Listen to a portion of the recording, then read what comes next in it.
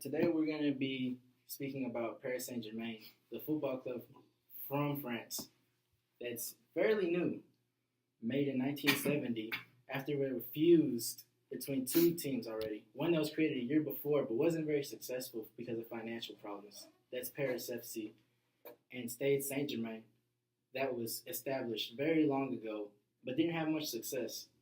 So they fused together and forced one team, which is now named Paris Saint-Germain in 1970. Fairly new compared to the teams that were created all around the world, all made in the 1800s and early 1900s.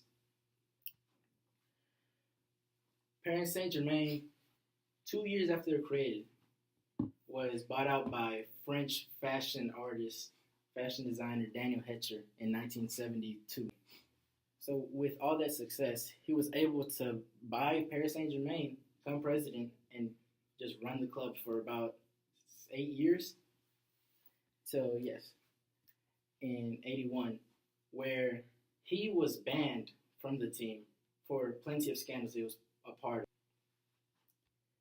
So after that, he had to give the club away to Francis Bollier.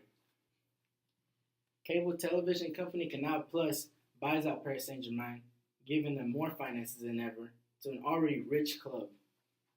PSG not having more money means that they can afford to purchase the service of plenty more quality players, not just those three anymore.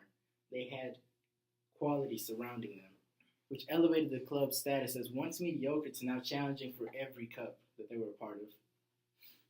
They pushed PSG to the forefront of European leagues and cups, and they even made 5 European Cup semifinals in a row.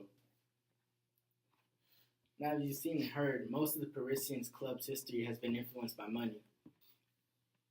Paris introduced many players to the new age, those young prospects that were soon to be legends like Ronaldinho, Pedro Paleta, and JJ Okocha.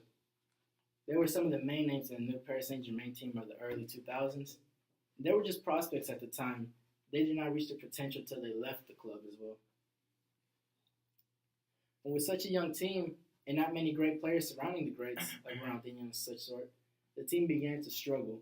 They would fail to capture the best local talent because they opted to join the Parisians' rival team, making their rivals stronger and harder competition for Paris.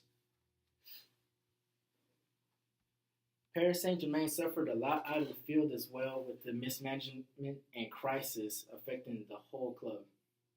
Paris was better known for having one high-profile crisis back-to-back rather than their skills in soccer at the time. Hooliganism began to plague the club at that period of their history. From the beginning of the 21st century to the 2010-11 season, Paris had been mediocre runs back-to-back in the league, as well as 2 horrible seasons where they were nearly escaped being relegated to the lower division. In these recent years, almost a decade after their worst run yet, Paris Saint-Germain was bought out by Qatar Sports Investments in 2012, where they planned on restoring balance in the team and made promise to make them competitors. Paris Saint-Germain had grown new rivalries and brought back to life an older rivalry from their past games, as they became one of the fierce competitors. Paris faced Barcelona 10 times in the Champions League. They had trouble with them, although they've only won 3 times and never gone past them, drawing the other 3 and losing 4. As well as their other rivals, Marseille, where they were having trouble during that bad period of time that they were playing.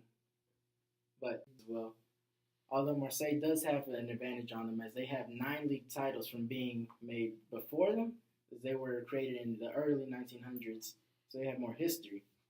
But PSG did catch up to them really fast. 48 years old, and they already have 7, literally 2 right behind them. But the most successful time came also at the time where they hired 2 high-profile managers by the names of Carlo Ancelotti and Laurent Blanc. They were Paris Saint-Germain's arguably best coaches, and they attracted many superstars to the team that would push Paris to their more recent success. Zlatan Ibrahimovic would be one of the main stars on the team. Carlo Ancelotti would pay a small price of only $20 million for the striker. He scored 113 times in 122 games for Paris, that being one of the best goal-scoring records of all time. Also, Neymar da Silva Santos' service was paid while Laurent Blanc was coach. Another record broken as Neymar was the most expensive player being bought out for a whopping 222 million euros. Fairly new to the team, he has much to prove as the hefty price that they paid for him. So good luck to him. And Paris have been consistently in the Champions League, neither winning or competing in the league since the 2011-12 season when they were bought out. Paris has won the league 7 times, achieving most of their wins in recent times ever since 2012 and ever since about the close shareholders. And they've been challenging in the Champions League also since 2012, since it took them a year to get back in the division for that. And once they brought new stars in, they consistently challenged and went to the quarterfinals every season almost, always losing to Barcelona as well. So proving that the extra finances can push a team to the heights that they have never reached before, PSG has accomplished a lot more than expected for quite a young club. Paris Saint-Germain shows the world that they are fierce competitors now, playing up to the level of dynasties like Real Madrid and Barcelona, competing with the top-notch clubs, yet not topping them off yet. 48 years after being founded, Paris has been an elite club for years. How long do you think it would take for a club in your city to become elite? Thank you, guys.